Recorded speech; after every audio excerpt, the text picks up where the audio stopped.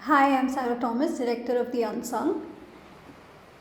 It gives my team and I immense pleasure to know that we are one among the many fabulous films to be selected at your film festival, which is the 10th Dada Saheb Phalke Film Festival Awards. At a time like this, when we're all at home due to the lockdown, an event like this is a ray of sunshine and hope, and I'm glad that we are a part of it.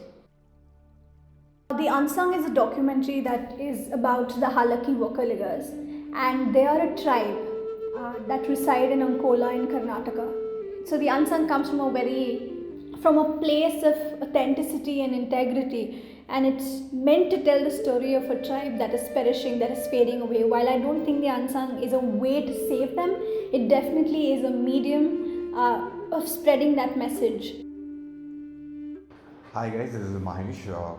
What drove me to be a part of this film? Is the story itself, because when Sarah told me about the unsung, it's going to be about a tribe, a dying tribe, and that itself was pretty fascinating, and everyone were game for it. Hi everyone, my name is Gokul Pillai and I'm a second unit DOP of this film, The Unsung. What drove me to make this film is extreme levels of curiosity. Curiosity alone was enough to drag myself into this project. The first biggest challenge was to get there and to identify this community. Because though the entire village belongs to this community, not everyone knew about their culture and traditions, and they don't follow it either. So that changed the entire course of the film.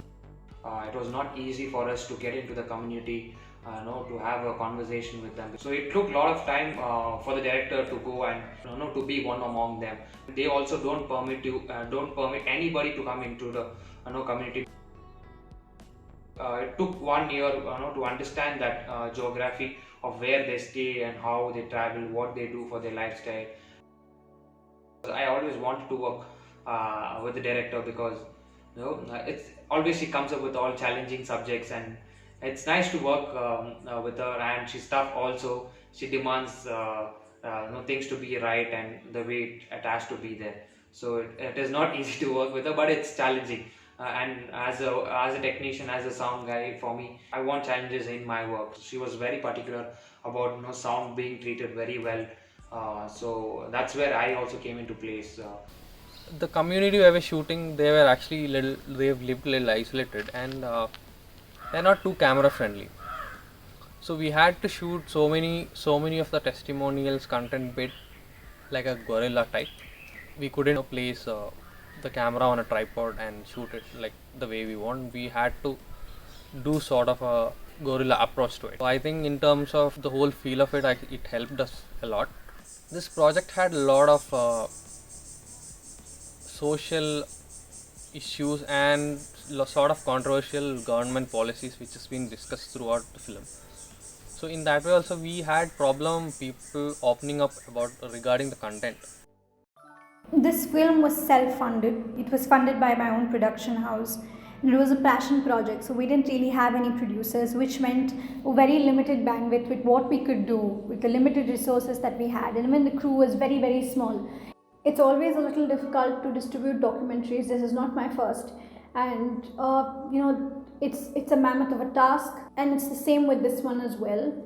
Since we're sending it for film festivals now, we're looking at a more niche audience to watch the film at the present moment. It isn't open for public, and even if it is, we're going to be looking at distributing it through different platforms and seeing if they'd be interested in taking the film. In fact, if you would like to stream the film in one of your platforms, I'd be more than happy to engage in a discussion with you.